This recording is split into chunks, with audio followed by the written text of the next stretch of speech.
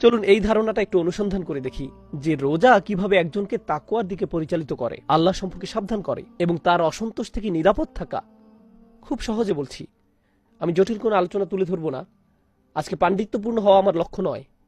একজন শিক্ষক হিসাবে আমি আলোচনাটি উপস্থাপন করব, গবেষকের মতো করে নয়, স্কলারের মতো করে নয়। তাই বিভিন্ন উৎস থেকে বিভিন্ন গবেষকের গবেষণা আমি উপস্থাপন করতে যাব না। সেই অধ্যয়ন ইতিমধ্যে আমি করেছি। আমার দায়িত্ব হলো সেই কথাগুলোকে যত সহজে সম্ভব আপনাদের সামনে তুলে ধরা। চলুন এই সম্পর্কে কথা বলি। যখন রোজা রাখছেন, বিশেষ করে গ্রীষ্মকালে গরম কোনো জায়গায়, যেমন টেক্সাসে বা আরবের কোথাও বা পাকিস্তানে, দক্ষিণ আফ্রিকায়, যেখানেই হোক, রোজা রাখলে পানির তৃষ্ণা লাগবেই। আপনি খুব ধার্মিক ব্যক্তি হন বা না হন, তরুণ হন বা বৃদ্ধ হন, তৃষ্ণা এসবের কোনো পরোয়া করে না। ক্ষুধা কোনো পক্ষপাতিত্ব করে না। আপনি ক্ষুধা অনুভব করবেনই। ভেতরের এই অনুভূতিগুলো আপনার শরীর মূলত আপনাকে আল্লাহর অবাধ্য হতে বলছে, তাই না? প্রতিটি সেকেন্ডের পিপাসা যে অনুভব করছেন, চিৎকার করে বলছে আমাকে পানি দাও। আপনার পাকস্থলী প্রায় নিজের একটি করুণ গান নিয়ে আপনার কাছে কাকুতি মিনতি করছে, আমাকে খাবার দাও, আমাকে খাবার দাও। শরীরের ভিতরে একটি যুদ্ধ চলছে। আপনার শরীর আপনাকে আল্লাহর বিরুদ্ধে বিদ্রোহ করতে বলছে। তখন অন্তরের কিছু একটা আপনার পাকস্থলীকে এবং আপনার গলাকে বলছে চুপ থাকো, মাগরিবের আগে নয়, মাগরিবের আগে নয়। সারা দিন ধরে আপনি আপনার নিজের সাথে যুদ্ধ করেছেন, নিজের সাথে গোটা দিন। নতুন বিবাহিত দম্পতি, সে নিজের স্ত্রীর জন্য পাগল।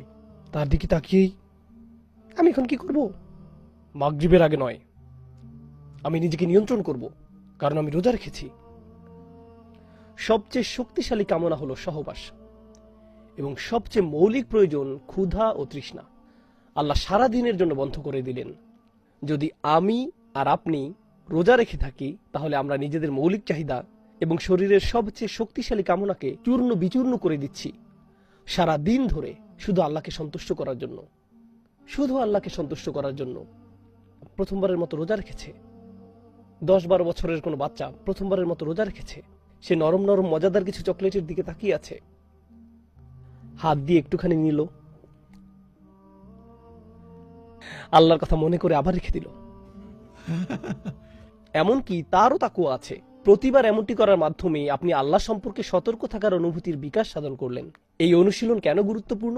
যদি সারাদিন ধরে আপনার মৌলিক চাহিদা এবং সবচেয়ে শক্তিশালী কামনাকে আটকে দিতে পারেন, যদি এটা করতে সমর্থ হন, তাহলে রমজানের বাহিরে আল্লাহ আপনার কাছে এর থেকে অনেক কম আশা করেন।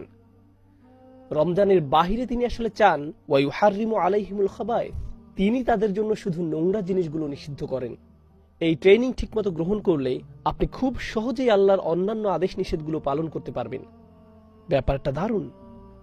ব্যাপারটা আমি এভাবে ব্যাখ্যা করি যে কোনো পরিশ্রমসাধ্য কাজের জন্য, মিলিটারি ট্রেনিং বা পুলিশের ট্রেনিং, এই ধরনের ট্রেনিংগুলোতে একজনকে প্রচুর পরিমাণে কঠিন কঠিন অনুশীলন করতে হয়। তাকে ঘন্টার পর ঘন্টা ট্রেনিং নিতে হয়। পরে এক সময় সেই একই ব্যক্তি সহজ কোনো জিমে যোগ দেওয়ার সিদ্ধান্ত নিল। তাদের দৈনিক ব্যায়ামের রুটিন আছে। সে তখন বলে এটা তো কোনো ব্যাপারই না, আমরা এর চেয়ে 10 গুণ বেশি ব্যায়াম করতাম। তাই সে যখন বহুগুণ শক্তিশালী কোনো ট্রেনিং শেষ করে আসে, তখন এর চেয়ে ছোটখাটো যে কোনো কিছু তার কাছে এক পিস কেক খাওয়ার মতো। সিয়াম সাধনার ব্যাপারটাও এরকম, যে এরপর আল্লাহ আপনাকে যা করতে বলবেন তা তো এক পিস কেক খাওয়ার মতোই। পুরো রমজান মাস জুড়ে আপনি আল্লাহ সম্পর্কে সতর্ক থাকা শিখবেন।